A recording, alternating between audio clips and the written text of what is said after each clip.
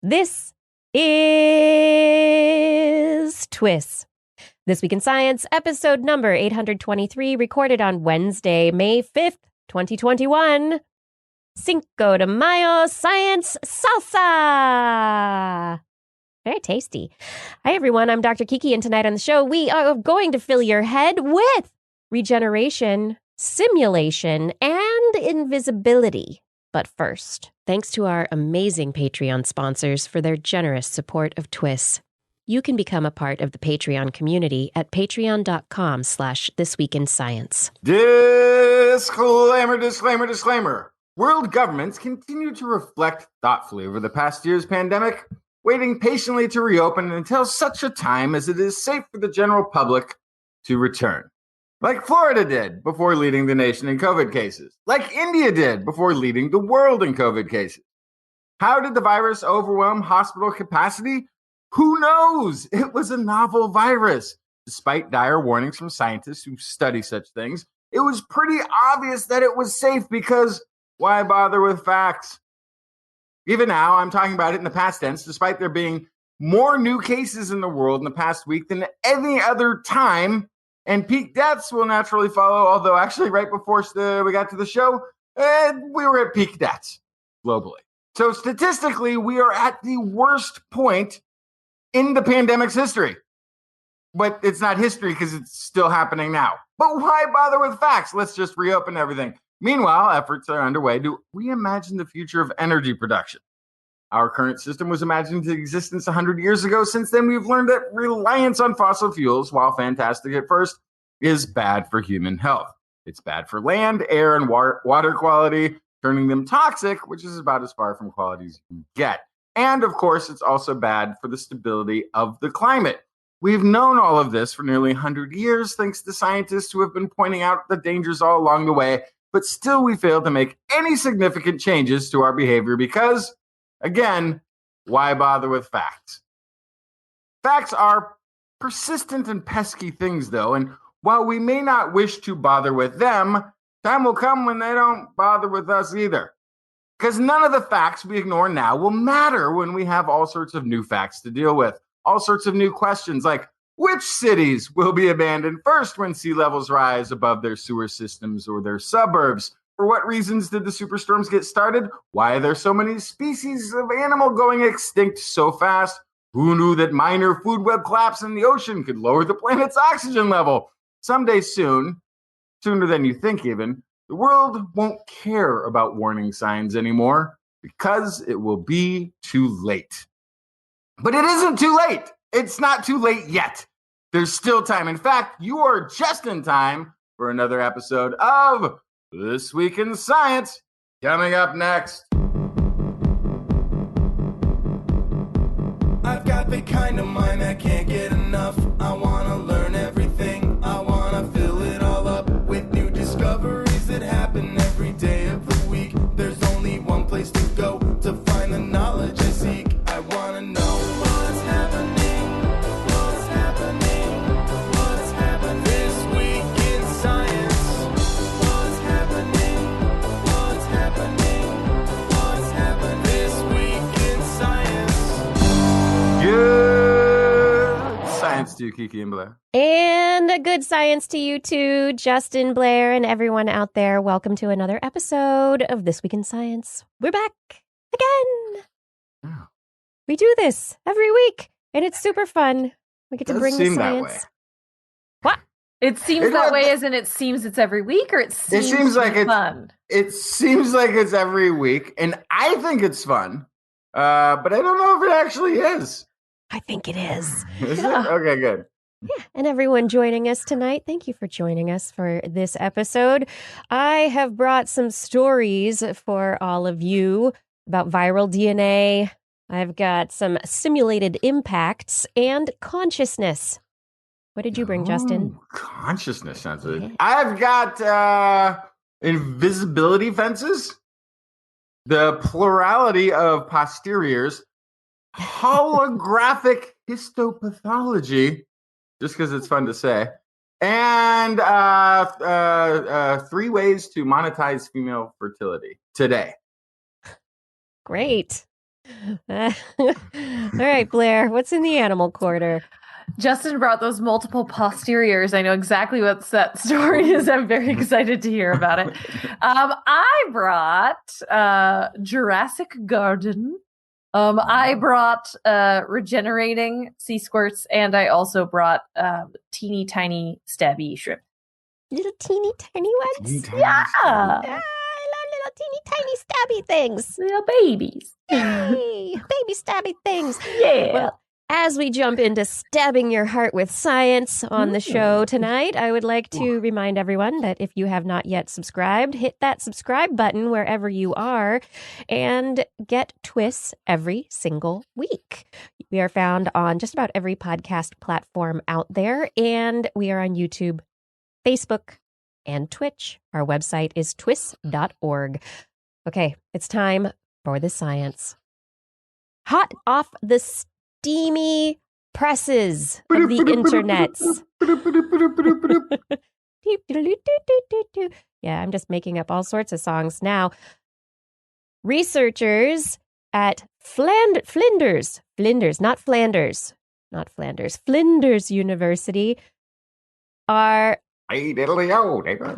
Yeah, well, they're looking at plants as their neighbors, and the neighbors that plants live very, very closely with in their new paper that just came out entitled Intracellular Bacteria in Plants, Elucidation of Abundant and Diverse Cytoplasmic Bacteria in Healthy Plant Cells using in vitro cell and callus cultures. What? Wait. That's Abundant? just the title? Yes. That feels longer than the last paper I wrote. Intracellular bacteria in plants. Okay. It's well known bacteria can be pathogens to plants. They can get kind of at the borders of cells. They can kill cells. They can take over plants with the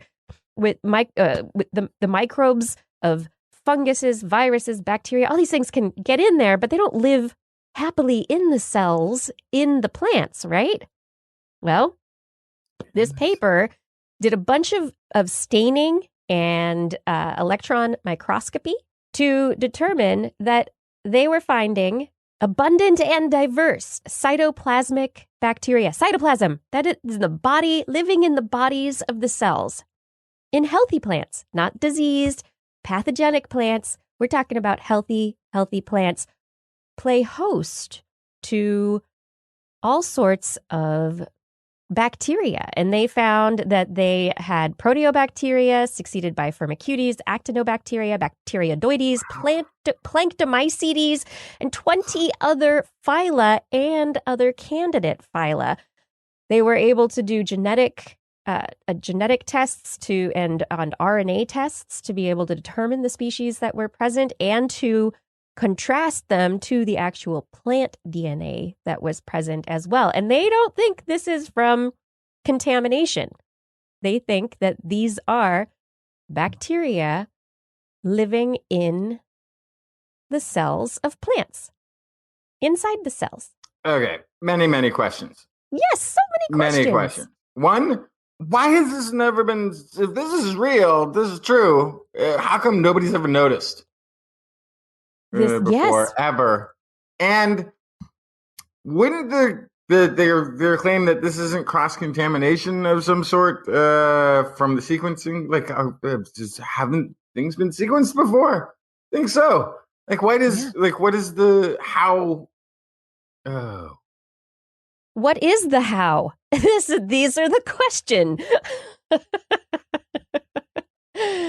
Yeah, so this research has been worked on for over a decade by the involved authors, and this is the authors from Flinders University and also from Australia, and they employed a number of techniques to show that there were basically bacteria around the cytoplasm of cells. However, the bacteria, a lot of times, they're not just all over the cytoplasm. It appears as though they like to hang out near the cellular membrane.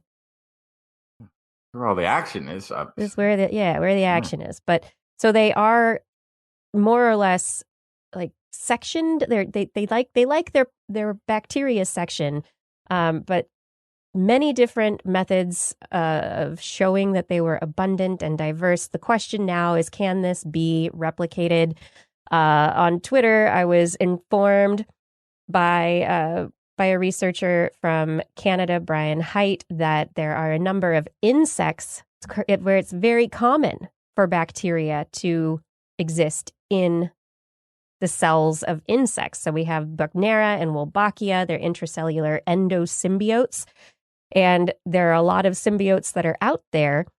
And so finding this in plants as well could potentially open a lot of doors to research in terms of health of plants. How can you get certain plants to grow better? The researchers for this particular study, they're particularly interested in papaya and helping to make the growth and development of papaya stronger, faster, better. Yeah, but it's a whole thing. And then we start asking these questions about these endosymbiotes. At what point do they go away from being separate bacteria, and when do they turn into mitochondria or other cellular organelles? When does that line cross? Yeah. Yeah. So if this holds, and I have no reason to think it wouldn't, that means we need to look at every kind of, because this isn't in any textbook. The relationship between a bacteria and a plant, in the roots, taking up nutritions, maybe on the leaves. There's a symbiotic relationship there on the outside of the plant.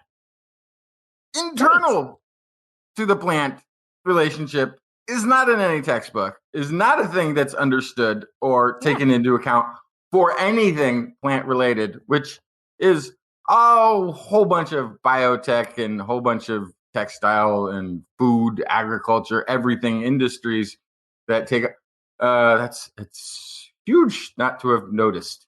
That's why I'm also, as much as I have no reason to doubt, also I'm a little suspicious. There's been a lot of looking at this, right? This is not a thing that nobody's plants have been under the microscope. Look at a plant before, like that's not a thing. But see, on the other side, I'm thinking there's bacteria everywhere. It's just everywhere. If you think it's not somewhere, it turns out it's there. It's a very cool new kind of thing to see, but it definitely, there is definitely part of me that's like, yeah, of course there's bacteria. Yeah, which means, of course, step one in looking at plants under electron microscope or in sequencing is you just got to ignore all the bacteria because it gets into everything. It contaminates everything. So you just ignore it. So one of the interesting aspects of this study is they were like, okay, we see these bacteria in the cell in the plant cells. Well, let's try and grow the bacteria on their own. And they could not get the bacteria from the plant cells to culture on their own. They only grew in combination with the plant cells, which is another very interesting point, which points to them having some energetic or nutrient requirement that comes from the plants. But these might not be, these are then maybe not captured and then just held captive, and they're up against the cell wall like, is there a way out? How do I get out of here? Then if they get out, they don't survive. But then they're dead. What are they doing there? They must be specifically... Oh, wow. What are they doing? It's a great story. Yeah. We need to follow up on it. They need to do more research. I would like to know more. I want to know more about bacteria living inside of cells, inside of things. Yeah. Cellular endosymbionts. Tell me a story, Justin. Oh, okay. Let's see. Have you ever had wood and thought, gosh, I wish nobody could see my wood right now? Well, no, never have. Okay, well, some people have. Transparent wood was actually developed by researchers at KTH Royal Institute of Technology in Sweden as a new construction material about 5 years ago. Trying to figure out, like, don't we have glass? Why would you need to invent something else see-through?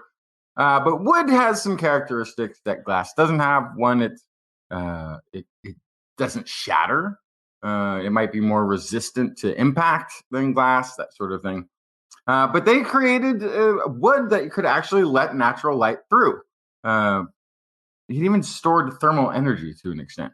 So the key to making wood into a transparent composite material was to strip out the lignin. I don't know if I'm pronouncing it right. Lignin, which is the major light absorbing component in the wood. This was first accomplished actually even decades before the Swedish group got involved by a Russian scientist, Siegfried Fink, who was using this technique just to study wood structure. He just wanted to pull it out. But that method left it pretty weak. So you take out all the things, you end up with all these empty pores in the wood.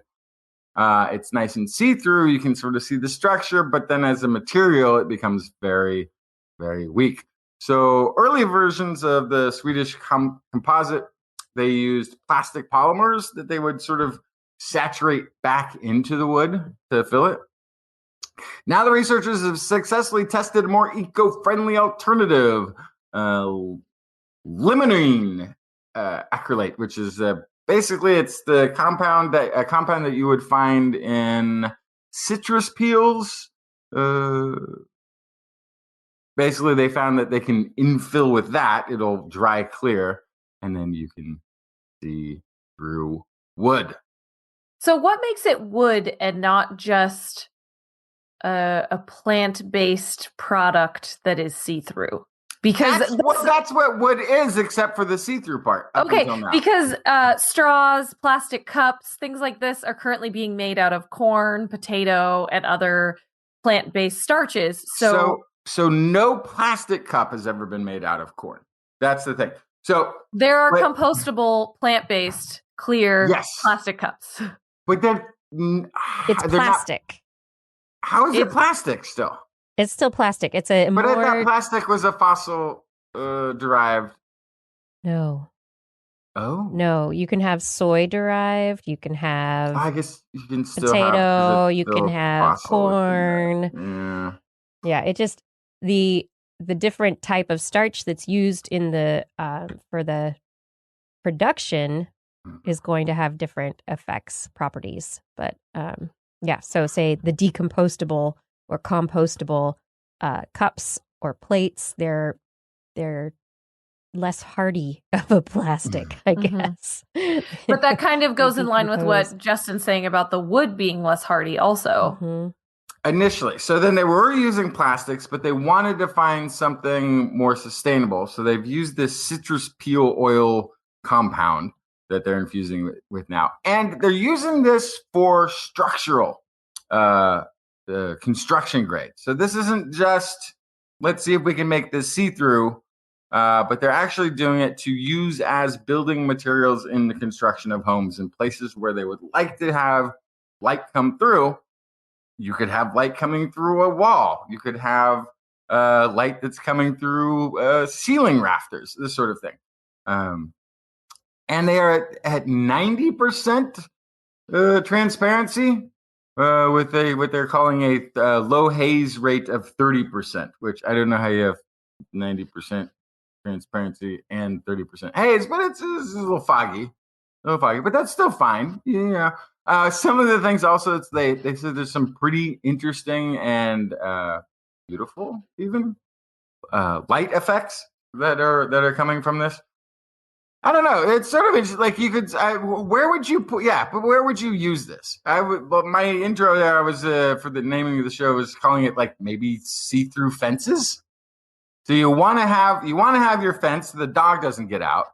But, maybe if you have all these see-through fences, it sort of looks like much more open space, much more open area in a yard. If you have the things that you brought up, the idea of having a window that's not quite a window. So instead of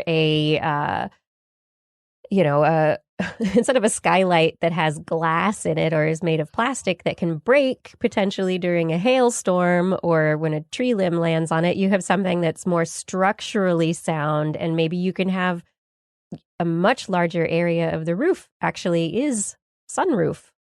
Mm-hmm. Yeah, and I was thinking about the kind of the haziness of it means that you'd still have some privacy, but you could have passive lighting, passive heating, excuse me, is what I meant to say. So you could, if you had a wall that was made out of this stuff, then you could save a lot of money on heat potentially if it's facing in the right direction. Yeah, as opposed to having the double glazed windows or triple glazed windows, depending on where you are. Yeah. You could let that light through, some of that heat through, and some of the versions of this, I've apparently it's very see through. Now, as you get to greater and greater thicknesses, it becomes more opaque. But some of it is you could read, you could put down on top of a piece of print and read through it just fine. And if you want to check the internet, there's lots of YouTube videos of people doing this at home. I'm pretty sure they're all fake. Except for the ones that fail. There's a bunch that fail that you can be pretty confident they were really trying.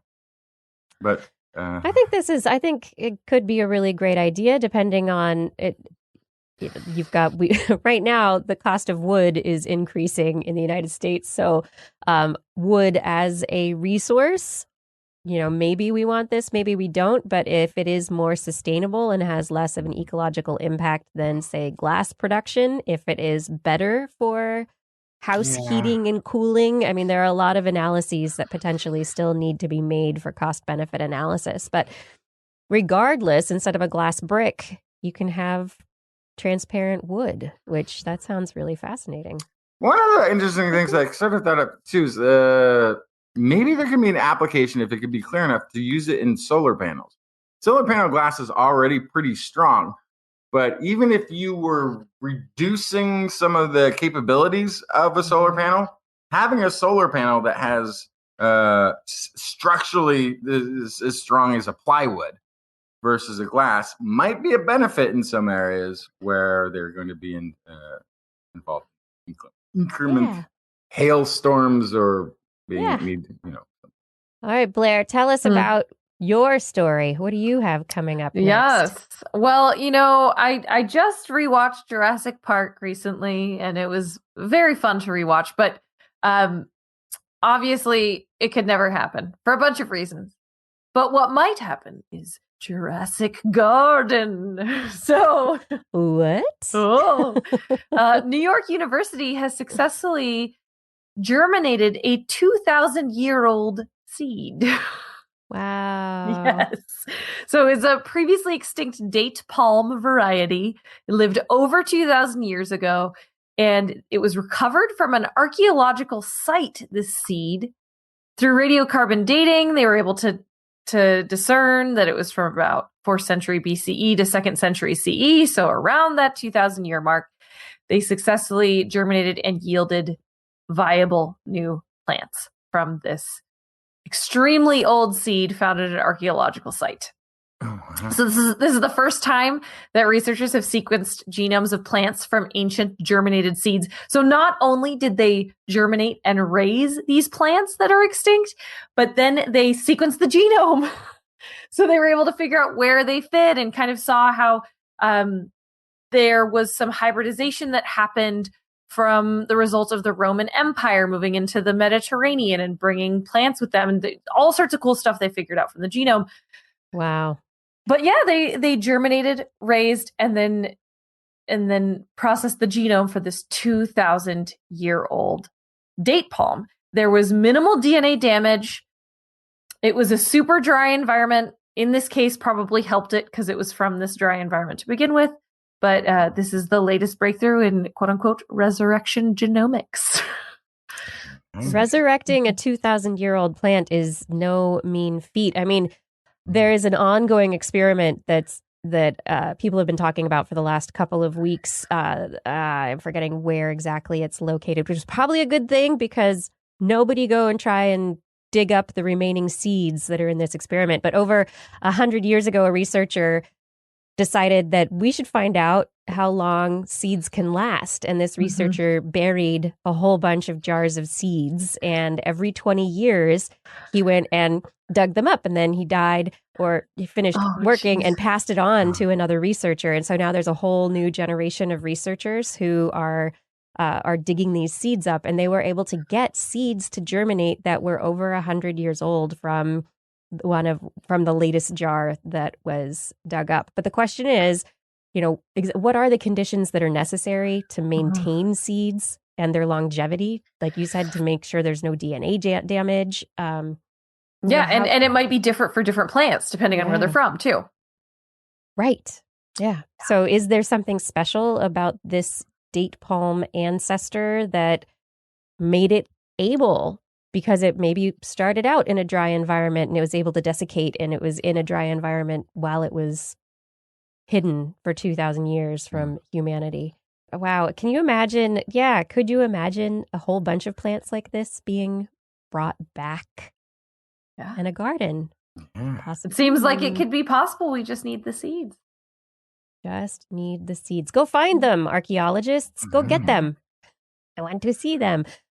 Well, in a list of other things that researchers went to find, it was a recent finding in virus DNA that has researchers scratching their heads. Actually, this finding goes back until the late 70s. Researchers discovered one kind of virus called S-2L, an unassuming name to this virus, which infects cyanobacteria. But they found that it incorporated into its DNA a strange amino acid.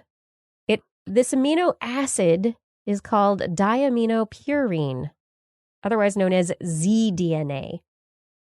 And it is a really strange form of adenine. It's basically the adenine has an extra nitrogen attached to it, and that extra nitrogen makes a stronger hydrogen bond with thymidine, where adenine normally bonds. And so it makes it a much tighter bond in that base pair relationship. Now, they just were like, okay, that's this weird amino acid, and they didn't think they'd find it anywhere else. But lo and behold, some researchers in China decided that they were going to look into this a little bit more, and they have found 60 other species of viruses that use this diaminopurine, this zDNA, which is an alternative form of DNA, basically. And they're kind of like scratching their heads like, wait a minute, okay, why would you do this? Well, because these viruses infect bacteria, they get into the bacterial cells and they want to cut up the bacterial DNA so that they can insert their virus DNA into the mix or use the bacterial DNA to whatever nefarious purposes the virus has. Bacteria want to defend themselves. So bacteria figured out that they should block certain sequences, certain patterns of DNA from viruses. The viruses that are attacking them, pattern recognition. Nope, you're not going to cut my DNA. I recognize you with your RNA or your adenine, your normal DNA. Well, viruses got tricky, and they decided they were going to be harder to detect. So they made a new form of adenine, diaminopurine.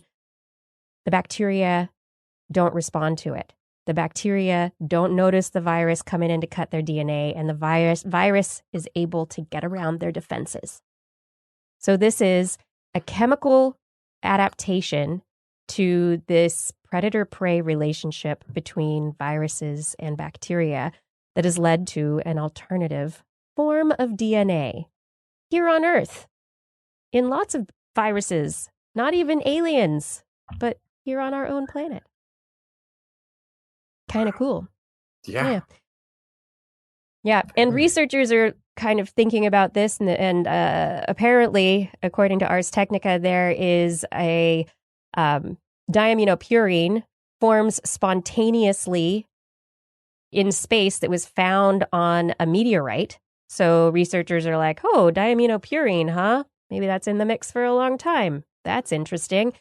But additionally, because of the way that the adenine thymidine base relationship is, the tighter relationship, it's suggested that it might be useful for use in with researchers who are using DNA for computational purposes, for computing, for data storage, or even other purposes where you want to make something that isn't recognizable by cells. Maybe you add zDNA to the mix to make it get through. Sneaky. The DNA is so sneaky. All right, that was my bad French accent making a joke. No, c'est magnifique. Magnifique, the DNA. Okay, moving on. Justin from zDNA, you got some branching things? Okay, so next story. In the animal kingdom, there are plenty of things worth having more than one of. In Pam's case, she's added another child.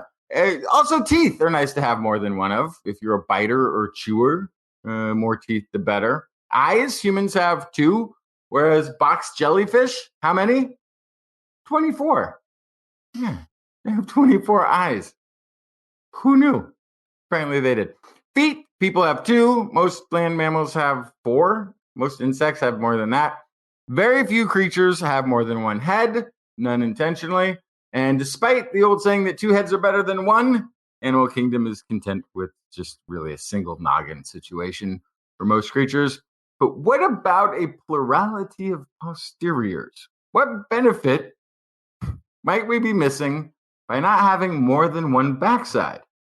There is a creature that has more than 1. The maritime worm that lives inside sponges. There's one of only 2 known species possessing a branching body. 1 head, multiple posterior ends. This is Ramesillus multicaudata. An international research team led by universities Göttingen and Madrid is the first to describe the internal anatomy of this intriguing animal. Researchers discovered that complex body of the worm spreads extensively into the canals of their host sponges. In addition, they describe the anatomical details and nervous system and reproductive units. It has stolons. Did you read up on this part, Blair? A little bit, but I'm having difficulty understanding why you'd branch in the bottom half of your body. And not the top half. And not the top half, which is the filter feeding side. Right. You'd want to gather nutrients, not necessarily just get rid of them. Yeah.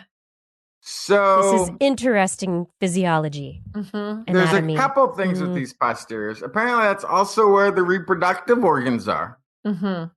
So it's part of a budding thing, right? Isn't it part of their... Well, yes, they create these little stolons, which you normally think of as like a fungus branches out and then starts another little colony off of that branch out. You can have plants that can go and send out these root system that would start off up a new plant. In this version, some of these offshoots then get their own brain and eyes. And then bud off to go be reproductive. Okay, so this is a way of reproducing, replicating, cloning. Yeah, cloning oneself. I guess. Yeah, I do believe this qualifies as budding.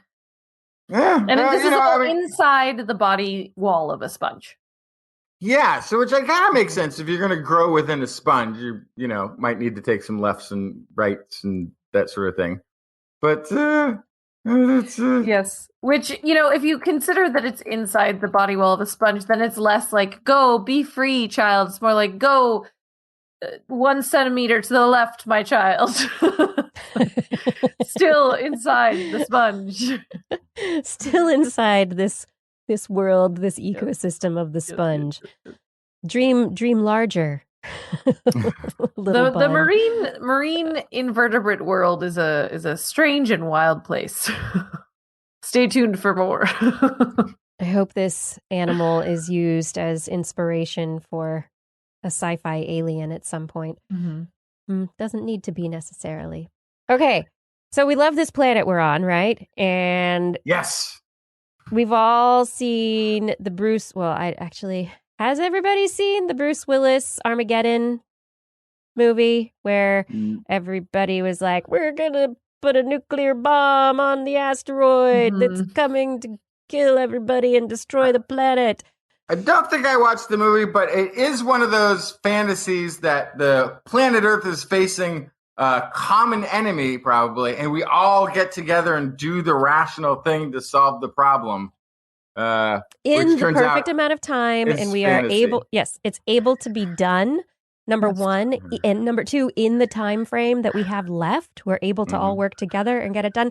Okay, well, NASA JPL were involved in a simulation exercise that took place at the 7th International Academy of Aeronautics Planetary Defense Conference.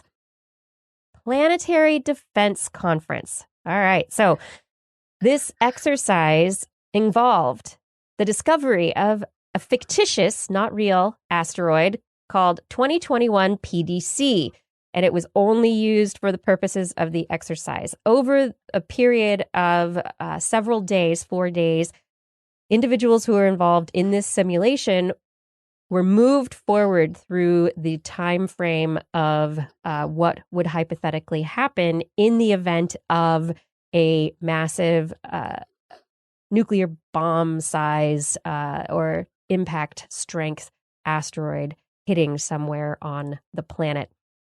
So they discovered it, and in the first day, they were able to determine where it was, and they determined that it had a 5% chance of impacting the Earth on or around October 20th, 6 months from the discovery date. On the second day, it fast-forwarded them to May 2nd, which was like a week later, and so they knew the orbit and the impact probability, but then they got more information from the Pan-STARRS asteroid survey, found that it had been seen in images several years prior, and that they were able to reduce uncertainties in the orbit and determine its impact. And they determined the short amount of time before impact, less than 6 months, did not allow a credible space mission to be undertaken given the current state of technology. So they realized, based on, okay, this is going to hit us in 6 months, and they started talking with everybody there, and they tried to run through the simulation of who would we talk to? How would we get a space mission going? Could we, if we could launch something to change its trajectory, could we get there in time, and would that work? The answer is no. And so this is actually a really interesting exercise, because what it means is if we were to find an asteroid similar to this hypothetical asteroid today, no, it would hit the planet somewhere. And if it's in a metro area, it would cause significant damage and we wouldn't be able to stop it. The only point forward from there would be pinpointing where it's going to land exactly and then getting people out of the space. Exactly. Mm-hmm. Yeah. So yeah, they ran through, it was all the top international groups, like basically running through how different planetary defense, space organizations, and individuals could work together in the case of this kind of event. And they worked well together, but it wasn't going to save anybody.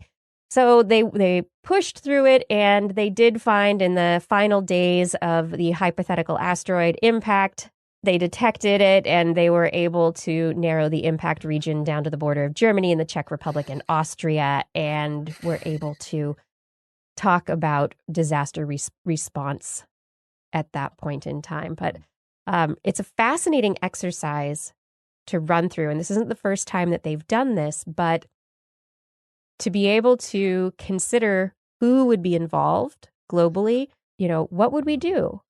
What could we do? And this is especially interesting since we do have a mission out to an asteroid currently to try to knock it off of its track, off of its orbit around another larger body. And so we will soon actually have experimental evidence as to whether or not the Armageddon scenario is something that's even feasible, because at this point it's just hypothetical. So I think if you're going to have them deal with evacuations, you have to also deal with internet rumors that the asteroid is not real and trying to convince people to actually leave. I'm gonna guess they did not deal with that side I feel of like it. this is what we've learned, right? Is we have a global threat. We have this global threat that we're currently dealing with. And there is a whole secondary fight for the global threat, which is convincing people there's actually a threat. So I think in future, that should be part of the conversation too, is how do you, and I'm saying this as if I'm joking, but I'm also serious here that combating misinformation needs to be part of the process. Yes. It was absolutely the first thing I thought of when our chat room started discussing how long it would take to evacuate a city. There's 30% that's just going to believe the earth is flat and can't be impacted, right? Like that, this just can't even possibly happen. I think it's a little less of an issue than what we've experienced with COVID, realistically, because part of the push against things like staying at home and distancing and the rest of it is that there are a lot of interests that want frontline workers out there earning money for their interests. And so a lot of the push has been from a corporate side to get the frontline workers out there generating income for them and continuing that money flow. If that money flow isn't there, then I think you see a lot of the politicians who are like, we need the freedom to choose not to wear masks and go out there and let everybody work. I think you see them just saying, whoa, it's going to just blow up the thing. Okay, everybody get out of there. Then I think people coalesce around the issue better. Yeah. But I think that the disinformation aspect is something that is a big issue, that whether it's for health, public health messaging, whether it is for politics, whether it is for, getting people to understand that there is a world-destroying asteroid on path to the planet. The disinformation. Yeah, but the disinformation aspect is something that needs to be addressed. And if it's world destroying, do you even tell anybody? Do you even bother? It's not worth it. I mean, we're just canceled for the next 6 months. No reason. All right, everybody. Florida man. We are here with information. This is This Week in Science. We hope that you appreciate the information that we bring to you every week. You enjoy the show? Help us spread the word and share it with a friend today. It's time for a very quick and positively focused COVID update. Yay!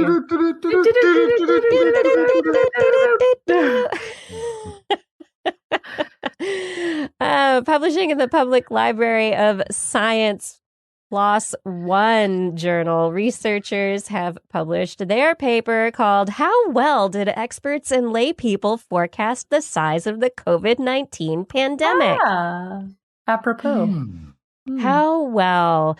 So the researchers who were involved in this research project, they saw people asking experts at the beginning of the pandemic last March and April for their forecasting. How long do you think this is going to last? Is this going to be bad? Asking all sorts of questions that epidemiologists and infectious disease researchers, public health officials maybe didn't know the answers to because it was so early in the pandemic and they didn't really have all the information they needed.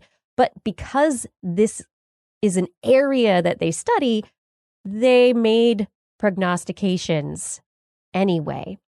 And so these researchers went back and they said, okay, April 2020, let's ask 140 experts in the UK and 2,086 lay people in the UK.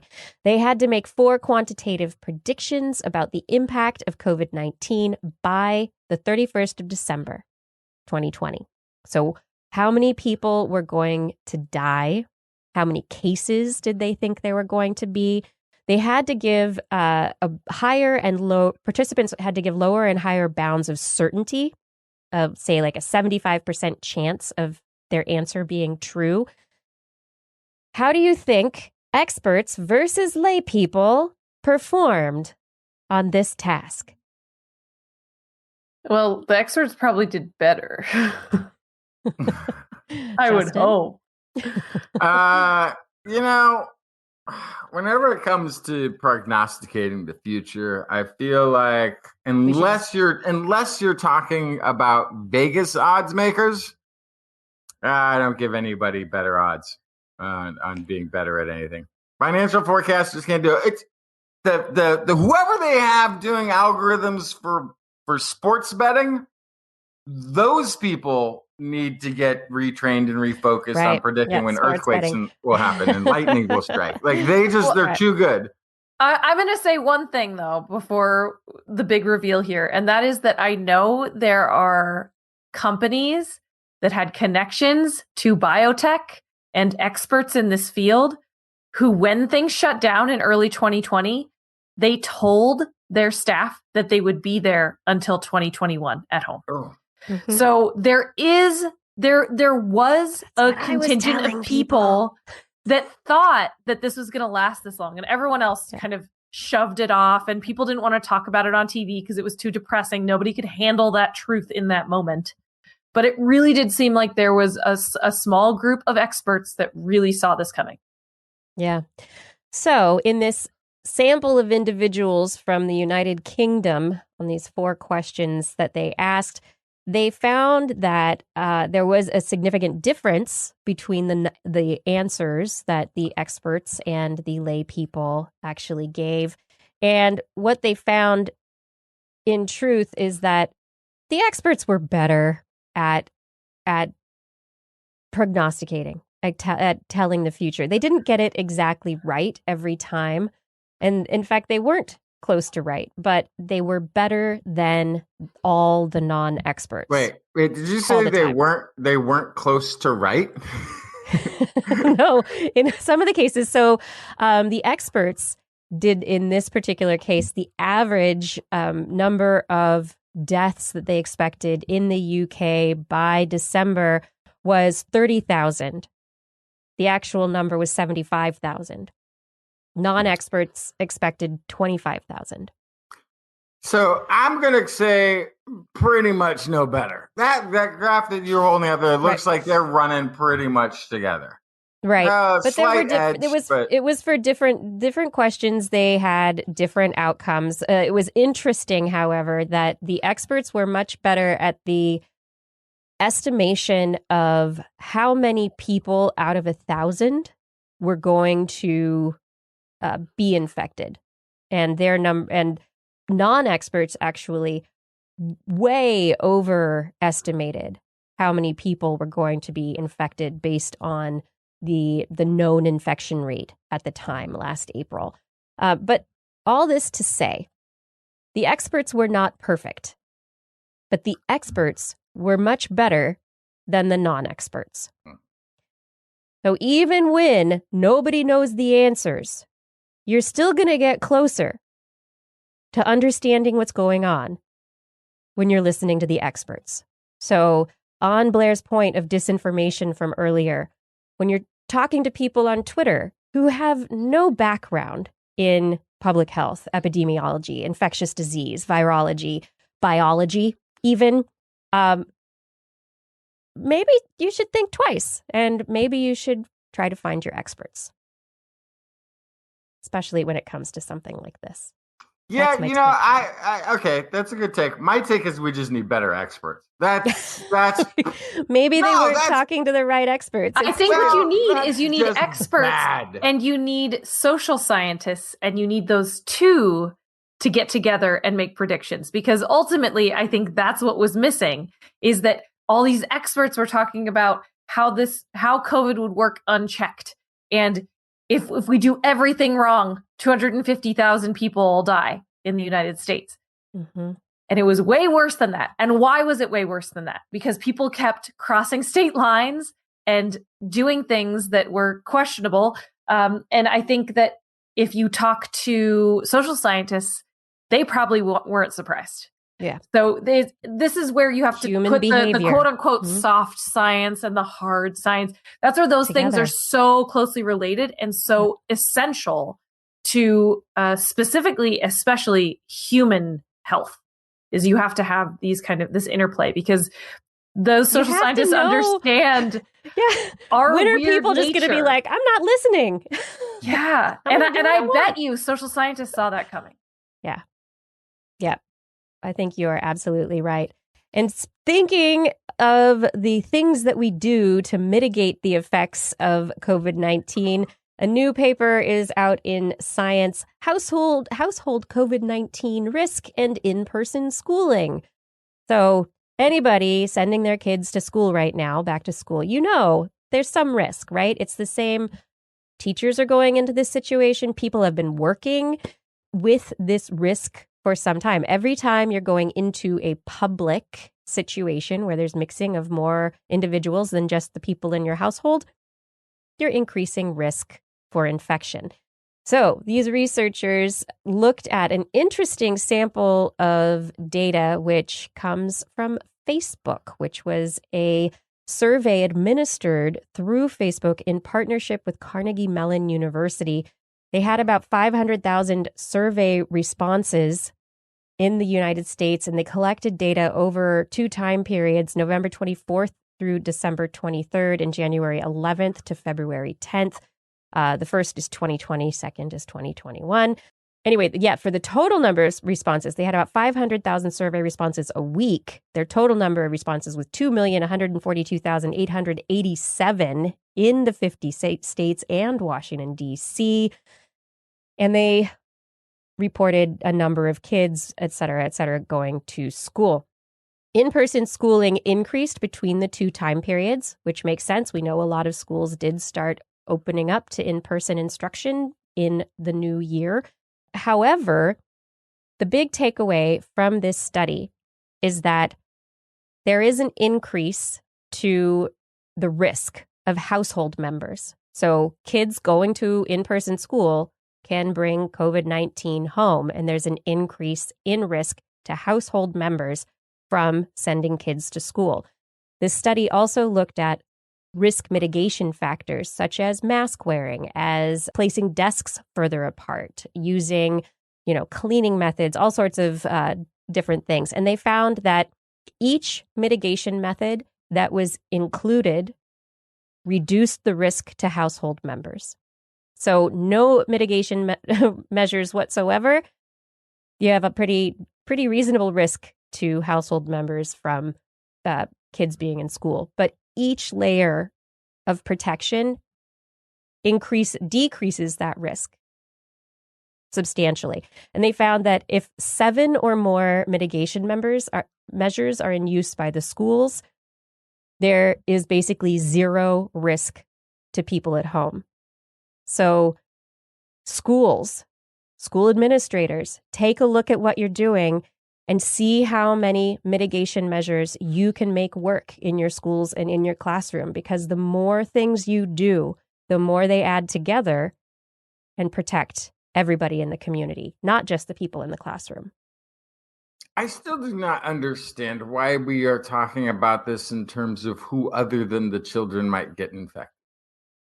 I don't think we know what a long-term effect is on children who are exposed to COVID. I mean, we act like they're immune. They're not. Yeah, there are numbers rising in the Midwest of kids getting sick right now too. It's the new variants. Some of the new variants specifically are really bad for children. And we are learning from the adults who've been infected en masse that there are very long-term effects that come with this. So basically, they're talking about the vaccine getting opened up for 12 to 15-year-olds soon, right? Mm-hmm.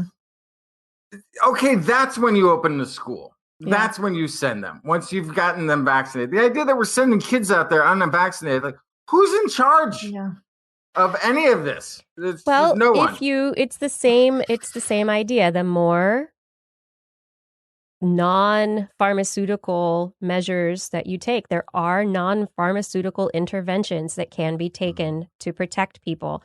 And if you are taking a number of these, it's reducing the risk for the kids.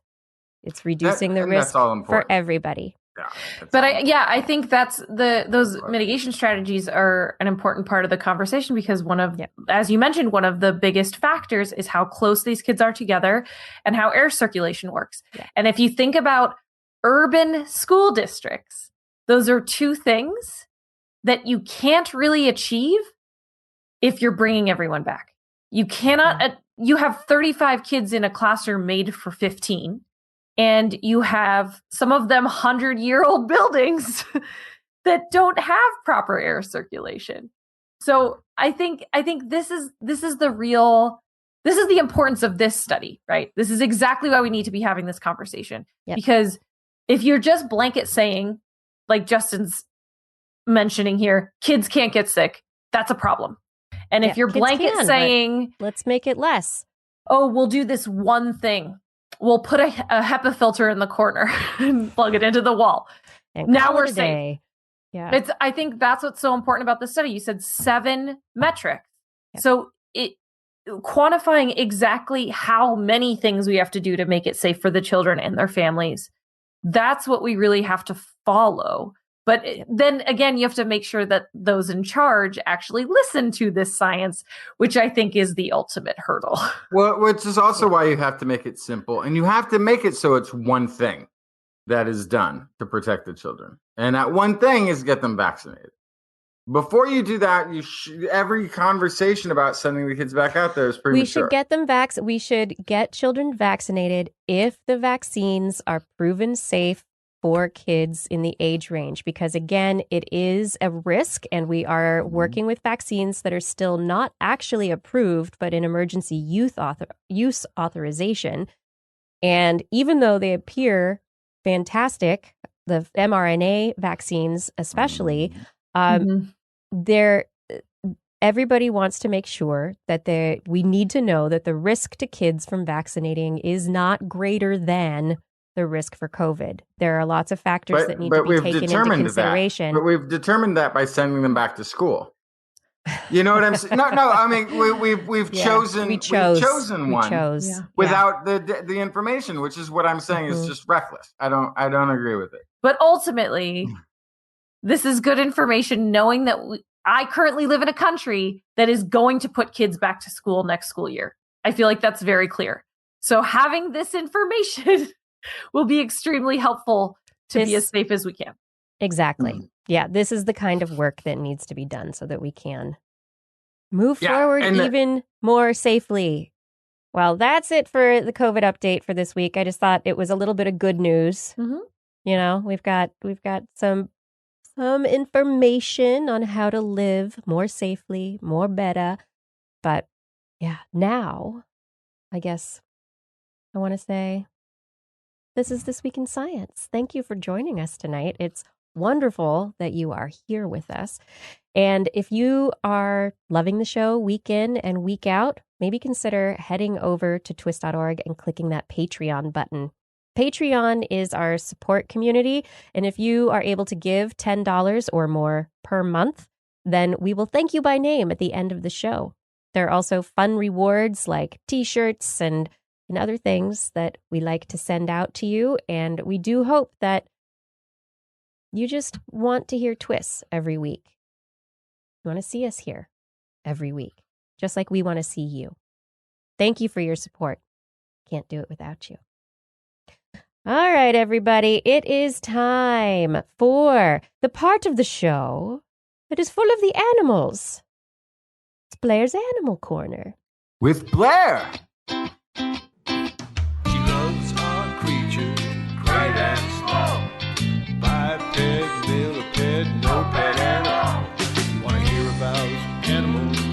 Your girl, except for giant pandas and squirrels. There's Animal Corner. What you got, Blair? Oh, I have weird animals from under the sea. Under the sea. So the first is a discovery from the Gulf of Eilat. This is researchers from Tel Aviv University discovered a species of ascidian, also known as tunicates or sea squirts, a marine animal commonly found in the Gulf of Eilat that is capable of regenerating all of its organs, even if dissected into 3 pieces. 3 pieces. 3 pieces. And yes, before you ask, trisected. You trisect this little sea squirt, you get 3 sea squirts. So not just one of them is able to completely regrow. You now have 3 identical sea squirts because they can all regrow the 2/3 of them that's missing. So sea squirts are one of the most evolutionarily distant to us from phylum Chordata. So those are animals with a dorsal cord. Basically, it means they have an in and they have an out. Is what makes them kind of different. So there are chordates and there are sea squirts that are able to regenerate organs. There are also ones that are capable of asexual reproduction, kind of akin to the worms that we were talking about earlier in the show. But this particular species that they found in the Gulf of Alat is one that uses sexual reproduction. So they don't bud, they don't go through fission, they don't do any of this asexual reproduction that might explain why they can regrow 2/3 of their body. These guys go through sexual reproduction. So exactly how they still have these body mechanics is unknown. So they have They're like, how does it work? We Yes. don't know. So let me describe a little bit more about what sea squirts are for those of you that are not aware. Is that they are basically like a living pasta strainer. They suck water in through their body's entry point like a mouth. The strainer filters food particles. They remain in the body for digestion, and the clean water exits through the exit point. They only have one though. And so they have this evolutionary connection to humans because they are chordates, because they have this particular body structure that's like a very, very, very basic human, basically. So, we have an in and we have an out, basically the same thing. So they're also known for their regenerative ability. But again, that's mostly been seen in ones that do asexual reproduction. So the first thing that these researchers did is they actually they cut them in half, and they were able to replenish the removed sections without any problem. But they did have 50% of their body. But then they cut them into 3 pieces. So one part of the body had no nerve center, one part of the body had no heart, one part of the body had no digestive system. But they all regrew these complex pieces, and they had 3 identical sea squirts. Wow. So this is the first time they've ever seen, this level of regenerative capacity among a solitary species that reproduces sexually. So the reason I think this is so interesting, aside from the fact that this is kind of the most extreme version of this that we have talked about on the show that I can think of, even beyond that sea slug that regrew its whole body from a head, the tail didn't do that. Just the head. Yeah. So this is pretty intense that they can regrow what's missing in 3 different cases at the same time. But it's also important because, as I mentioned, these guys do share a common ancestor with us. That's so right. Is there a genetic key here? Is there something in common between how they do this and how geckos regrow their tails? Is there something in common between how they do this and axolotls regrow a leg? This is the question that could potentially unlock something very important for us in the future. But the more we can find these similarities amongst distant relatives and their regenerative abilities, the better chance we have of figuring something out in a more complex, let's say, animal. I'm just wondering when they stopped the experiment. Like, was 3 the upper limit?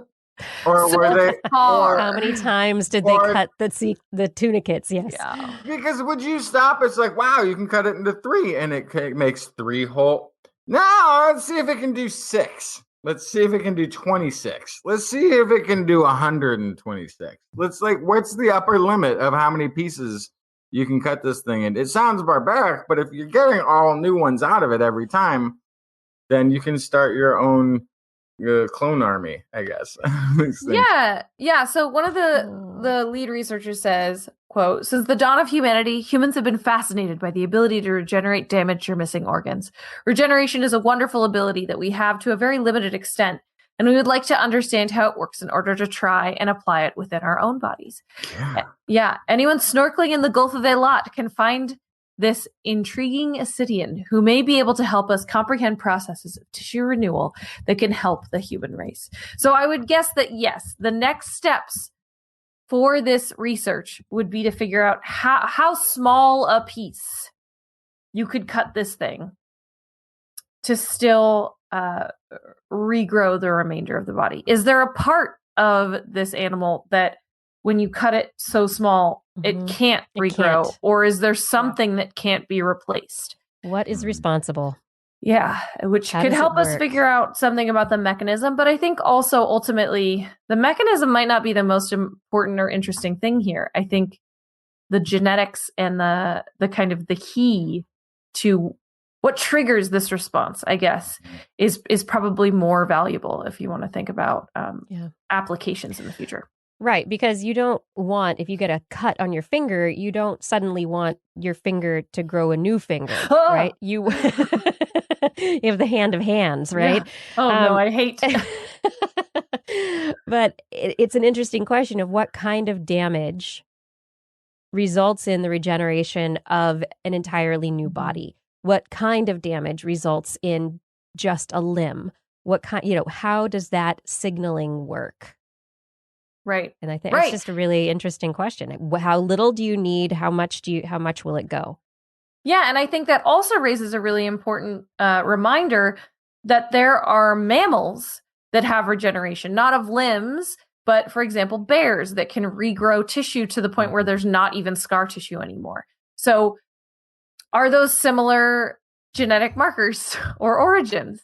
Is there something there that we can tweak to bring that to a whole other level? Anyway, fascinating, very interesting kind of beginnings. And from sea squirts to mantis shrimp. Bring it.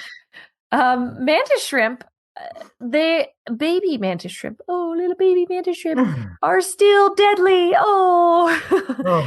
Yes. So little tiny mantis shrimp larvae undergo 6 or 7 transformations before being seen as what we consider a fully developed adult mantis shrimp. And so researchers from Duke University wanted to take out some high-speed cameras, high-resolution lenses, and, why not travel to Hawaii? Worst places to do research, to investigate the developing mantis shrimp maneuvers.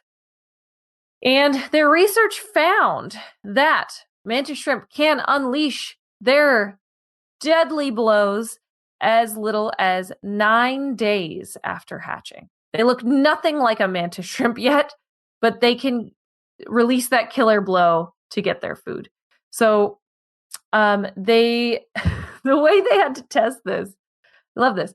So they had to try to catch mantis shrimp larvae. So sift through a bucket with larval crabs, shrimp, fish, worms, found their mantis shrimp larvae, then super glued them. They're about 4 millimeters in size, to a toothpick, then place it on a custom rig to orient them within view of the camera, and then kind of send food their way. It took about a year to figure out how to set up this camera. So that in and of itself is quite a scientific feat. But they figured out how to set it up and rig it just right so that they could collect this data. And what they found was that they actually could see the region on the first portion of their appendage where it bent to store energy like a spring. And then as the larva wound in the club-like limb, it would flick it out. It would release an internal latch that held the appendage in place, released that stored energy, catapulted the limb into action. And it looked very similar to how adult mantis shrimps use this is the club-like action. And so they could see tiny muscles in the larva's glassy bodies contracting as they bowed the exoskeleton. And this is really special because you can't see that in adult mantis shrimps. So they set out to figure out when this develops when they're growing up. And instead they learned more about the mechanics of a mantis shrimp club just overall, which is a super cool accidental find. They discovered that it's there all along. Yeah, and they could see it because there was no thick, opaque exoskeleton in the way. And so these 9-day-old hatchlings, their limbs reached a acceleration of 22 million degrees per second squared, and it's about 0.385 millimeters a second. So that's actually 5 to 10 times faster than the little larva that they were eating, and it's very close to the adults. So they had about the rotational speeds were about 16,500 degrees per second. So all this to say, the limbs moved slower than the adults, but it was still similar rotational speeds. It was just slower because they're tinier. So the actual acceleration versus the rotational speed. So there's a whole physics. But anyway, similar mechanics, similar acceleration, different rotational speed. So slower than the adults, but still extremely fast, which means that they have no problems getting their food.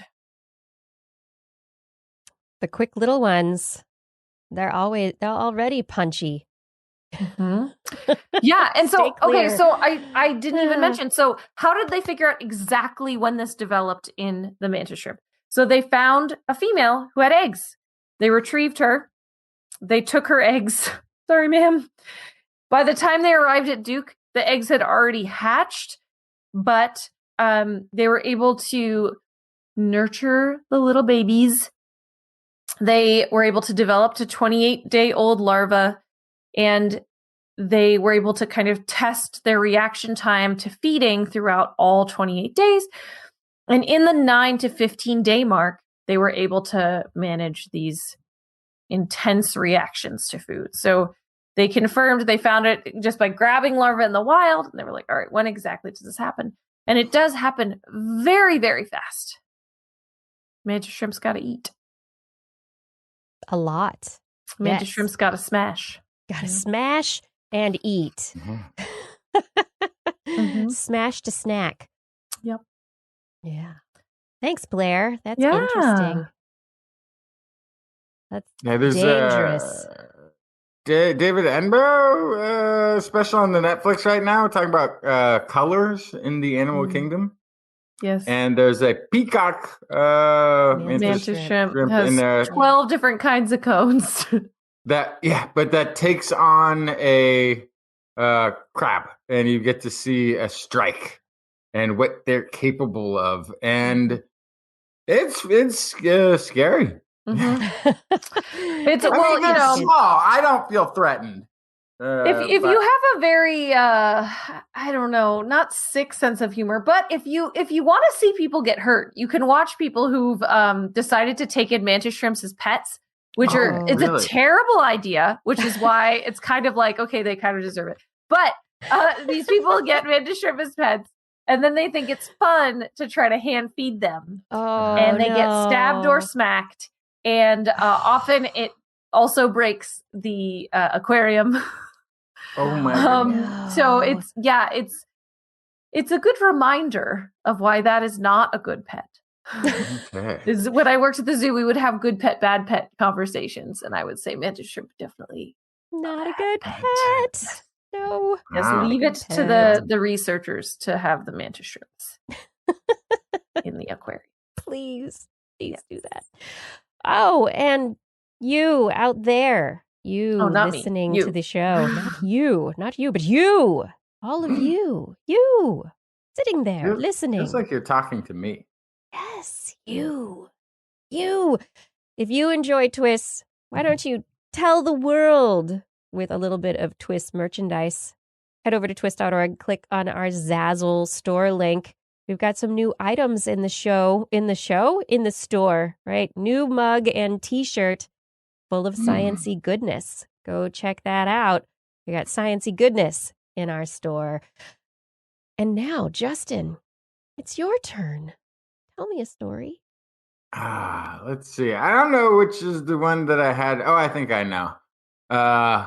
Holographic histopathology. Holographic histopathology. This is a story I selected just so I could say holographic histopathology. Is that Beastie Boys that you're doing? Yeah, a little bit. Histology, for those of you who are not familiar, is not the study of drunk history episodes, but the study of biological tissues at the microscopic level.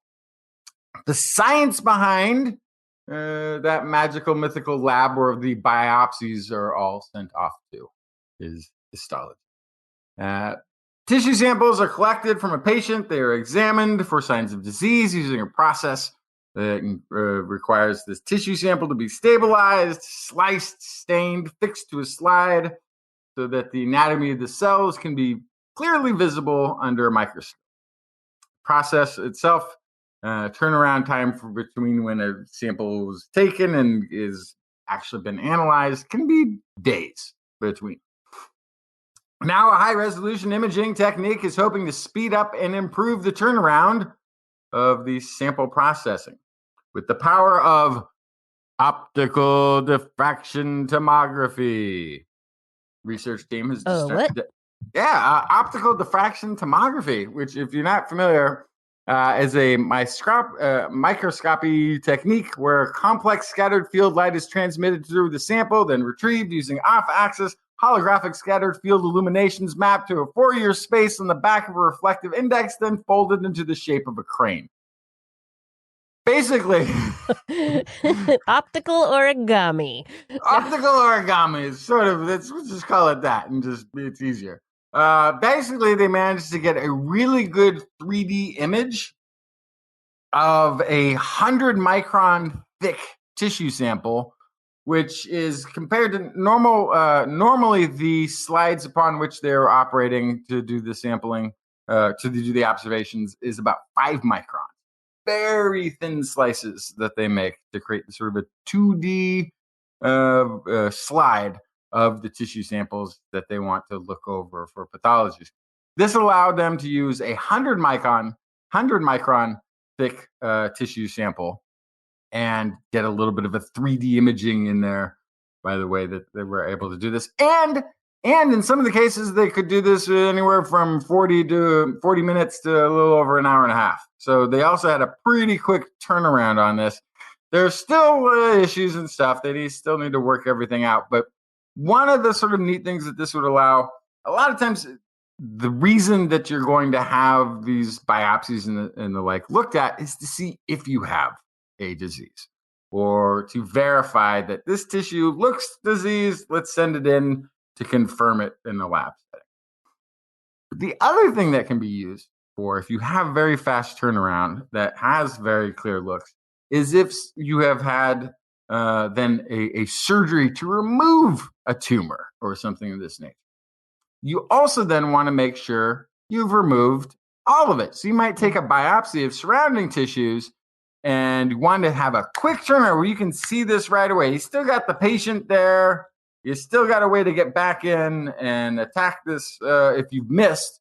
But if you can get in there and look at tissue samples in almost real time, very near real time, to get a good view of it, you can also then sort of make more efficient surgeries when you're trying to remove diseased tissues. But pretty big advance there once it's operational, and I'll have some real benefit in saving lives. But mostly it at present is just allowing us an excuse to say holographic histopathology. Holographic histopathology. I like it. I, having taken histology labs in school, the idea of being able to look at structures in tissue in more of a 3D image, that is thrilling to be able to see how some of these ducts and vessels how they look, not as flat, because flat is not what we are, but we that's what we tend to see. Are three-dimensional creatures. Yeah. Yeah, fascinating. Oh, that's great. Don't let the screen fool you. We are three-dimensional. We are in our real lives. You had one more story? Oh, yeah. I was going to give tips on how to monetize female fertility. Why? So, well, because everybody's got to make a buck these days. It's the new digital economy. And so apps for women in which they track their fertility are being utilized as marketing tools. This is Newcastle University and Mia University have found that the most popular top fertility apps have been collecting and sharing data without user knowledge, permission, or consent. Hundreds. Yeah, not good. Not good. There are ones out there that they're probably better than others. There's some that go make very extensive, detailed claims about their sharing and not sharing and all the rest of this. But what this research found is at least some of the top ones that they found through the I think they Googled, like the top Google recommendation for these we're sharing. What was it? 3.8 trackers were implemented and operating before anybody had even seen a privacy document. Wow. Yeah. This is Dr. Miriam Mezuzad, Newcastle University School of Computing, Dr. Teresa Almeida from the Department of Informatics at Umeå University in Sweden. They looked at all these privacy risks and, gosh, they saw a lot of misuse and misappropriation of what they're classifying as intimate and basically health record is how they would classify this. So one of the things they also noticed was that there are rules and regulations that are supposed to be present in this digital environment where you have to get permissions to use things. They found that those in these top apps were being completely ignored. Just completely ignored. Study showed. Surprised? Yeah, it showed also the study showed that the majority of the fertility apps were classified as health and fitness, some as medical, one as communication. The authors argue that miscategorizing an unsecured app which contains medical records as health and fitness would enable developers to avoid potential consequences. Data could continue to be sold to third parties for various unauthorized uses, such as advertising and app development. They're also concerned about other ethical potentials of having this data exposed to people that the women may not want to have it exposed to, especially when you're talking about they're putting everything from temperature to emotional to sexual experience, activity, orgasm, mood, pregnancy, terminated pregnancy. All of these things are ending up in this these apps that help people track. If you're trying to get pregnant, if you're trying not to get pregnant, if you just want to sort of compare your sexual activity, health responses from one month to the next, or maybe you're just tracking. Useful. Maybe you're just tracking your cycles. I have to tell you, I'm a woman and I use one of these apps, and it's extremely helpful because if I'm having a day where I'm like, I hate everyone, I think everyone hates me, and also I feel tired and everything hurts, I can open the app and be like, oh, that's why. That makes sense. Yeah. and then also your significant other can also like have a very, so have you checked your app lately? What app? What are you talking about? He wouldn't dare. I can't say any more than that. But I just maybe check the app. Yeah, I mean, I think it's maybe if you're going to be using an app like this to track yourself, I mean, not even just look at the permissions that you're giving and make sure that they're not going to be taking your data and using it for marketing. I have to tell you, I feel like an app that isn't going to do that. I feel like anonymized data that would be actually really nice to have it would be cool to have an app and to hear people say, that this time in this cycle at this age, 60% of women go through this thing. Right. Or for people that are on our app, it has taken people on average 18 months to get pregnant. This would be helpful information to have if you think about that kind of use, but to use that data for selling stuff or to target with other things, I think that's the part that gets kind of the commodification. Yeah, it's every app is there to make the makers of the app money, and beyond just potentially paying for the app, there's they realize that they have this data and will potentially use it. I think it would be amazing to have a marketplace of apps that didn't collect all the data so that it could be taken and used for marketing, and maybe you just pay for the app. And you can be a part of crowdsourcing information about, different life phases and medical histories and anonymize the data. But everything is commodified. And that is the hard part. We are coming upon an age with the next iOS, the operating system from Apple supposedly is going to have opt-in as opposed to opt-out of a lot of this stuff, which would be a gigantic improvement. Yeah. But again, in this case, when they were looking, there wasn't an opt-in and opt-out and informed. It was just you signed up for the app. So now it was an average of 3.8 trackers per app started right away. So then it's going to be your Google suggestions, your Amazon purchase banner ad things, all that kind of stuff is going to start populating. Yeah, and I think this makes me sad because, I'm seeing a lot of side chatter in the chat talking about whether this sort of thing is really necessary. But I will tell you that it has helped me understand my own bodily processes and cycles in a way that a calendar wouldn't have done for me. That an X on a calendar would not have been the same. That an app that follows you for, if I have had this app for probably close to a decade, it knows how my cycles work, what their average length is, when certain things happen. And it has helped me so much to be able to recognize what is going on inside of my own body in a way that we didn't really encourage people who have menstrual cycles to look at closely potentially in the past. So I think there's something really beautiful to learn through this. Blair, just keep an eye on the ads that are served to you. Yes. On various platforms. Yeah. They know. Absolutely. Yeah. And I think that's really frustrating because it's something that, mine is created by Planned Parenthood. I kind of assumed that if it was created by Planned Parenthood, that it would be a pretty safe app to have. But guess what? I'm going to go in and I'm going to look now because that was my assumption. But I don't know. I should double check. Yeah. What data are they collecting? That's it. Yeah. We should know these things. Oh, everything's a commodity if you look at it the right way.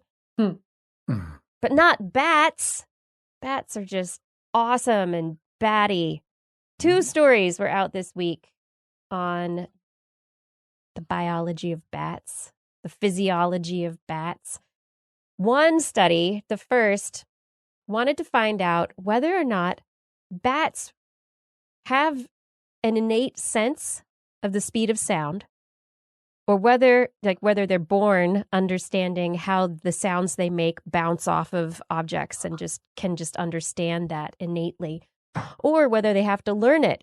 And so how do you test something like this? Well, of course you raise bats in an environment that has helium in it. That's right. So researchers with Tel Aviv's University School of Zoology, they were looking at the echolocation in bats, and they reared bats, some in a normal enclosure and others that had helium added to the air. Helium's thinner than normal air, so sound goes through the air faster. And they were able to test the bats when they echolocated on objects a certain distance from them to see what their responses were like. And they found that the ones that were raised in and flew in the helium-enriched air underestimated the distance to the target.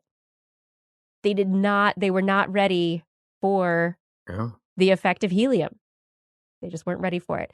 And so they did a second experiment where they went and they caught wild bats and brought them back to the lab and then did the same test with and without helium in the air. And again, the bats underestimated the speed of the sound. So if they had been trying to catch a moth, they would have totally missed it. They wouldn't have been anywhere close.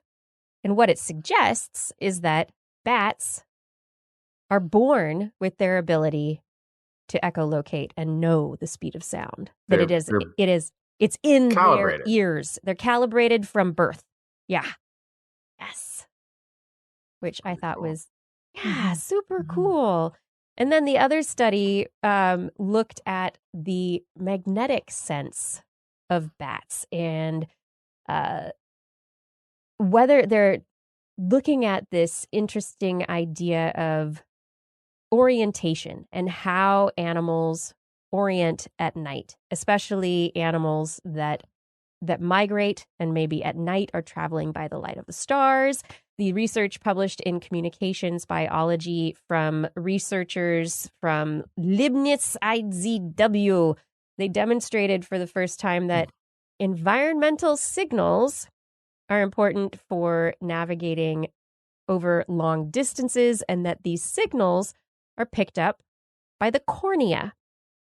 And in this case, they used Pipistrellus nathusius bats while they were migrating, and they anesthetized the cornea of the bat's eyes. So they basically put the cornea of the eyes to sleep. They know this is safe because this is the same kind of anesthetization that occurs in eye surgeries by ophthalmologists.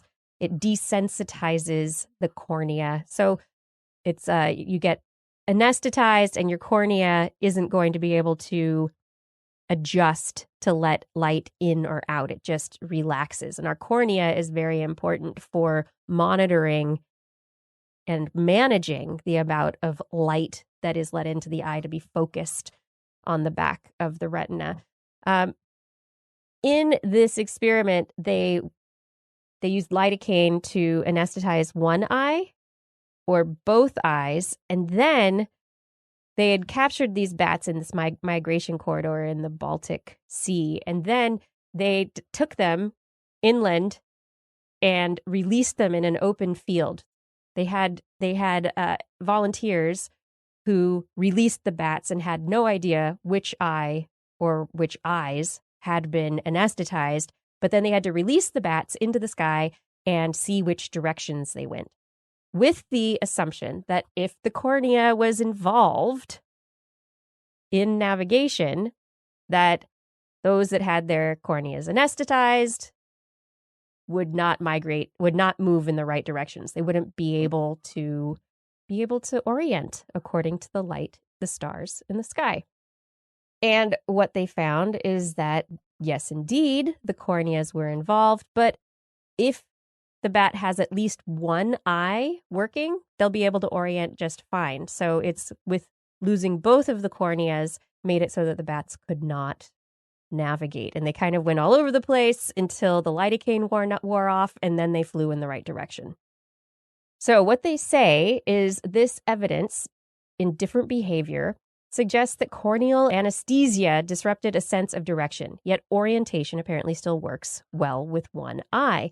We observed here for the first time in an experiment how a migrating mammal was literally blown off course, a milestone in behavioral and sensory biology that allows us to study the biological navigation system in a more targeted way.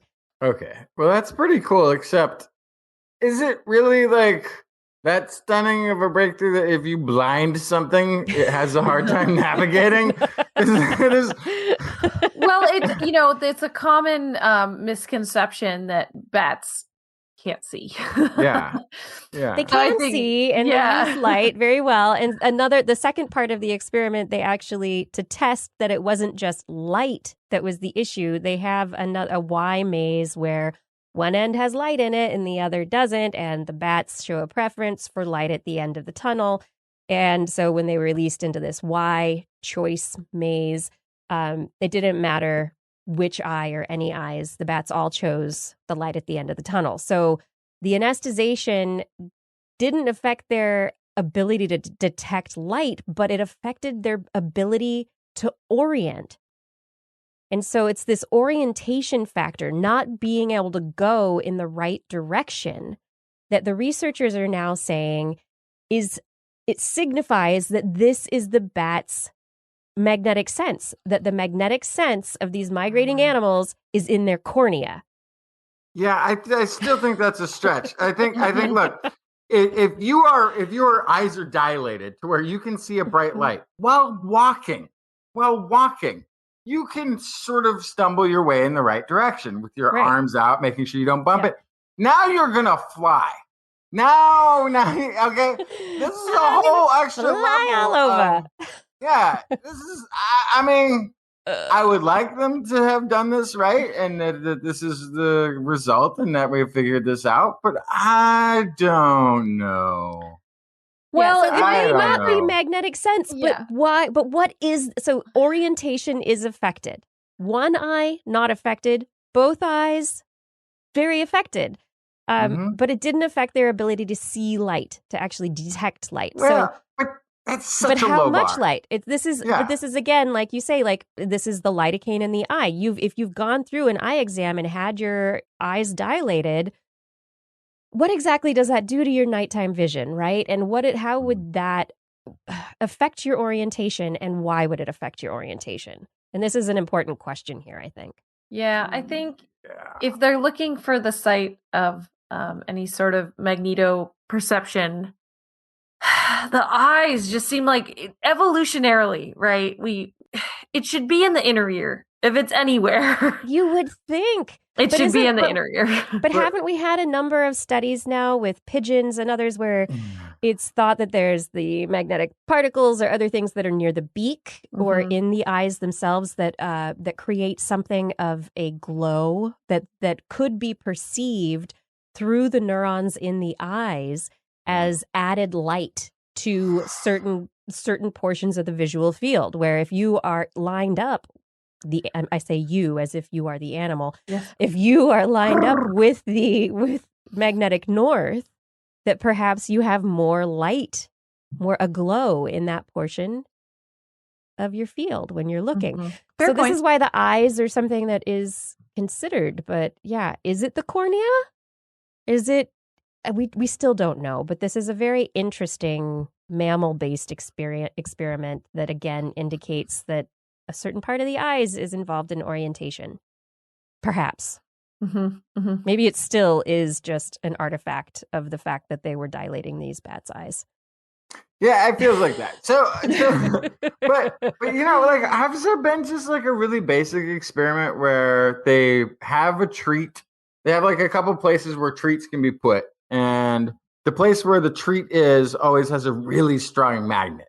Yeah, but whenever that magnet is in one of these containers, there's a treat there. And it's every time. You just train them on that a couple times and then put those treats out there and see if they always fly to the one with the magnet. Bats, pigeons, whatever it is. Have we even started with the basics? Like, how do we know? Yes, that's interesting. I think it's less have about done that. I don't attraction. know it. It's less about attraction to magnets, and it's more about sensing a magnetic field for orientation. They have disrupted magnetic fields in that you can set up chambers where you have a strong magnet that overpowers true magnetic north, and they have been able to shift birds and other animals to get them to fly the wrong direction because of shifting these magnetic fields. And so there have been experiments that have definitively shown that magnetoreception is a thing. We just don't know the mechanism. We haven't figured out, and it could be different in different animals. for all that we know. It could have evolved differently in different species, but it definitely is a thing. But how does it work? Magnets, how do they work? Magic. Yeah, especially when bats are involved. But I thought those two studies were pretty fun. Bat biology. But in the same one, you could dilate the bat and have the magnetic treat at one end and the and then they could crawl to it. They wouldn't even need to fly. So you could tell whether or not they needed their vision to see the magnetic.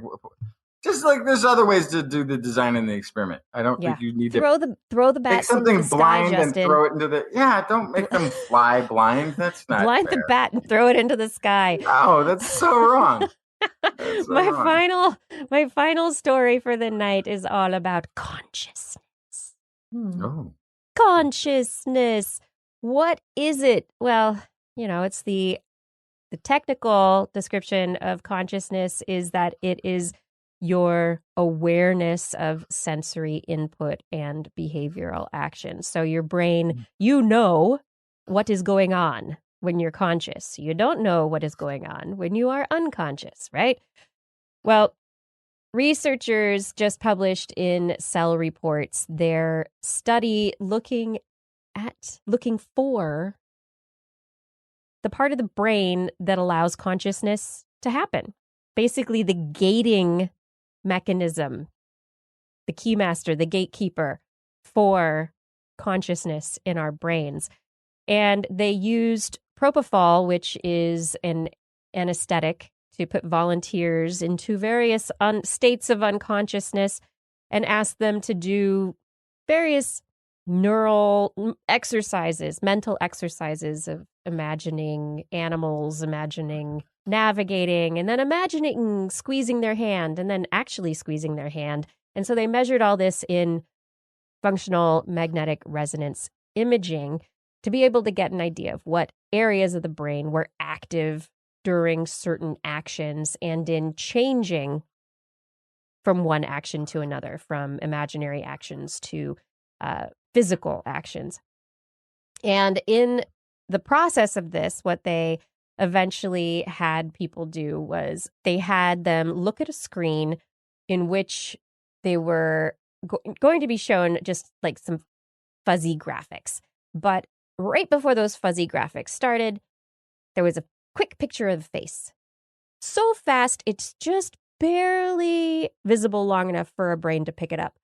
And while they were flashing that face on the screen and then having them look at pictures after that, they later asked the people if they saw the face, when they did and when they didn't. And so this is the conscious recall of, I saw a face, or what face? I didn't see a face. Anyway, the researchers then found, by looking at their functional magnetic resonance images of the brain, that there was one particular part of the brain that stood out among all the others. And it's a little teeny tiny part of the brain called the anterior insula. And the anterior insula has been implicated in all sorts of things like emotional regulation and concentration. And it has connections to our attention network and our default mode network, which are important in the switching between consciousness and unconsciousness. People have thought about it as a possible contender for the seat of consciousness previously, but in this experiment in which they played with people's conscious awareness with propofol, making them anesthetized or not anesthetized, and playing this imagery to them versus having them be conscious of seeing a face or not seeing a face, it was this anterior insula that popped up. And they are pretty positive that this is the part of the brain that if it's active, it is shunting information from your sensory system up to the higher levels of your cortex for processing and awareness. And when it is turned off, you ain't going to know anything. You're not conscious. So we found it, the seat of consciousness. It's in your brain. And it's not it's not like a whole, it's not, consciousness isn't, it is your whole brain working together, but there's a part of the brain that's important for what you know and what you don't know. Your anterior insula. Your anterior insula. A little tiny thing. Is there something like this in animals? And I think that's the next big question is which animals Great question. would have a structure like this. Yeah, so that I think is the next big question.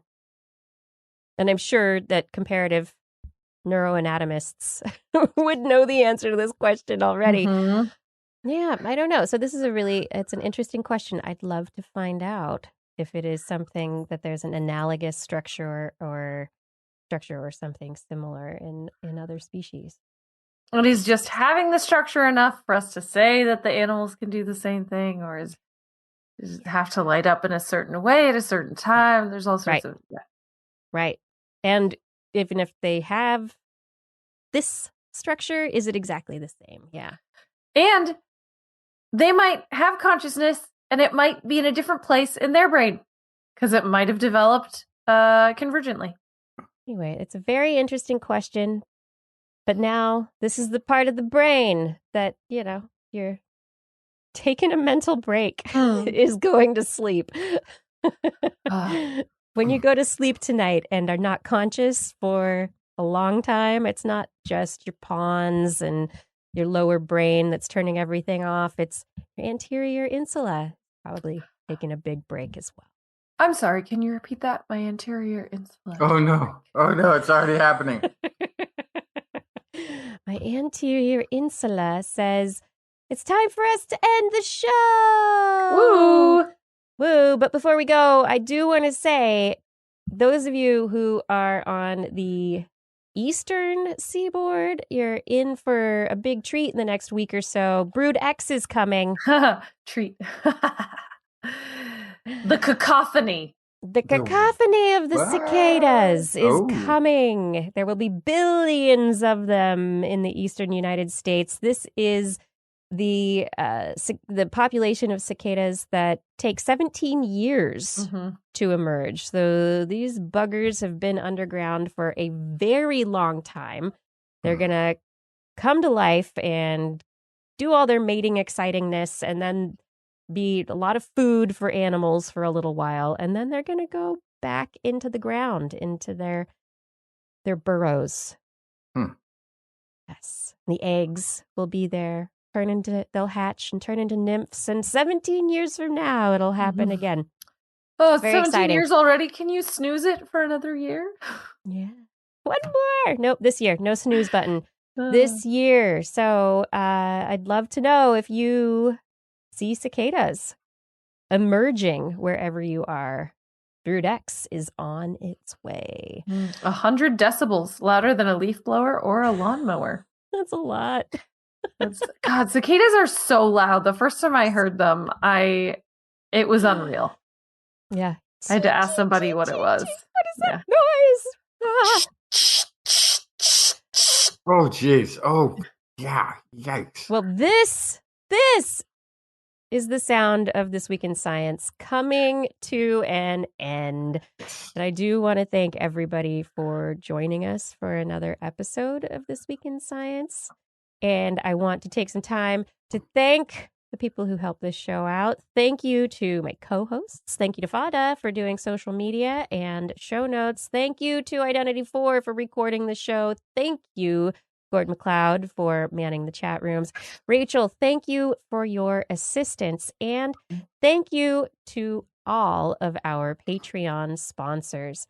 Thank you, John Ratnaswamy, Kira, Carl Kornfeld, Melanie Stegman, De Kramsta, Karen Tawzy, Woody MS, Andre Bissett, Chris Wozniak, Dave Bunn, Vegard Chefstad, Hal Snyder, Don Stylos, a.k.a. Don Stylo, John Scioli, Guillaume, John Lee, Ali Coffin, Maddie Perrin, Gaurav Sharma, Shubru, Darwin Hannon, Donald Mundis, Stephen Alberon, Daryl Myshak, Stu Pollock, Andrew Swanson, Fredis104, Sky Luke, Paul Ronovich, Kevin Reardon, Noodles, Jack Bryan Carrington, Matt Bass, Joshua Fury, Sean and Nina Lamb, John McKee, Greg Riley, Mark Hessenflow, Gene Tellier, Steve Leisman, a.k.a. Zima, Ken Hayes, Howard Tan, Christopher Rappin, Dana Pearson, Richard, Brendan Minish, Johnny Gridley, Kevin Railsback, Flying Out, Christopher Dreyer, Mark Mazzaros, Artyom, Greg Briggs, John Atwood, The profile name is hilarious in the context of some other podcast.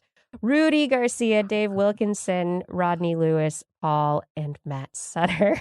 Philip Shane, Kurt Larson, Craig Landon, Mountain Sloth, Jim Drapeau, Sarah Chavez, Sue Oster, Jason Olds, Dave Neighbor, Eric Knapp, E.O., Kevin Parachan, Aaron Luthen, Steve DeBell, Bob Calder, Marjorie, Paul Stanton, Paul, Disney, Patrick Pecoraro, Tony Steele, Ulysses Adkins, Brian Condren, and Jason Roberts. That is a longer list, and I love it. I love it. Thank you, patrons. Thank you for supporting us. And if you are interested in supporting us, you can head over to twist.org and click on the Patreon button. In the meantime, we'll be back next Wednesday. Yes, we will be broadcasting at 8 p.m. Pacific time, 5 a.m. Central European time from our YouTube and Facebook channels, as well as twist.org/live. Hey, do you want to listen to us as a podcast? Just search for This Week in Science or where podcasts are found. And if you enjoyed the show, hey, get your friends to subscribe as well. For more information on anything you've heard here today, show notes and links to stories will be available on our website, www.twist.org. And you can also sign up for a newsletter if you're so inclined. Yes, one coming out soon. You can also contact us directly. Email Kirsten at kirsten@thisweekinscience.com, Justin at twistmedian@gmail.com, or me, Blair, at blairbaz@twist.org. Just be sure to put twist, TWIS, in the subject line, or your email will be chopped into 3 equal parts. They will grow into 3 separate emails, and we will not read any of them. Oh, no. If this happens to you, please try to reach out to us on the Twitter, where we are at Twist Science, at Dr. Kiki, at Jackson Fly, and at Blair's Menagerie. We love your feedback. If there's a topic you would like us to cover or address, a suggestion for an interview, a haiku that comes to you in the night, please let us know. We'll be back here next week, and we hope you'll join us again for more great science news. And if you've learned anything from the show, remember, it's all in your head. This Week in Science. This Week in Science. This Week in Science. This Week in Science, it's the end of the world. So I'm setting up shop, got my banner unfurled. It says the scientist is in, I'm gonna sell my advice. Show them how to stop the robots with a simple device. I'll reverse global warming with a wave of my hand. And all it'll cost you is a couple of grand. 'Cause this week's science is coming your way. So everybody listen to what I say. I use the scientific method for all that it's worth. And I'll broadcast my opinion all over the earth. 'Cause it's This Week in Science. This Week in Science. This Week in Science. Science. Science. This Week in Science. This Week in Science. This Week in Science. Science. Science. Science. I've got one disclaimer, and it shouldn't be news, that what I say may not represent your views, but I've done the calculations and I've got a plan. If you listen to the science, you may just yet understand that we're not trying to threaten your philosophy. We're just trying to save the world from jeopardy. Jeopardy. And This Week in Science is coming your way.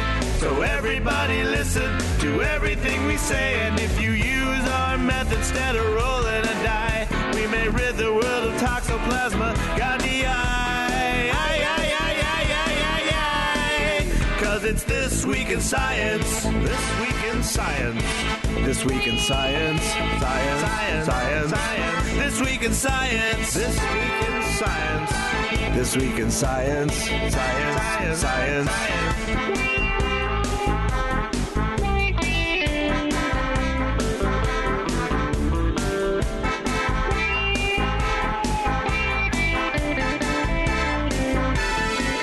Got a laundry list of items I want to address, from stopping global hunger to dredging Loch Ness. I'm trying to promote more rational thought, and I'll try to answer any question you've got.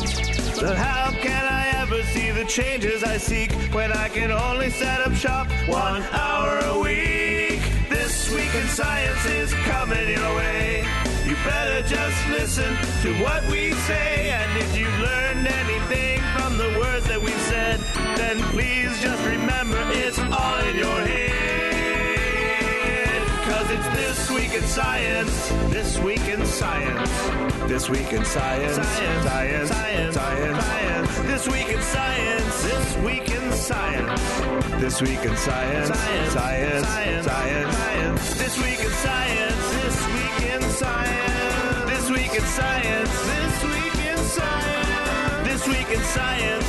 This Week in Science. This Week in Science. This Week in Science.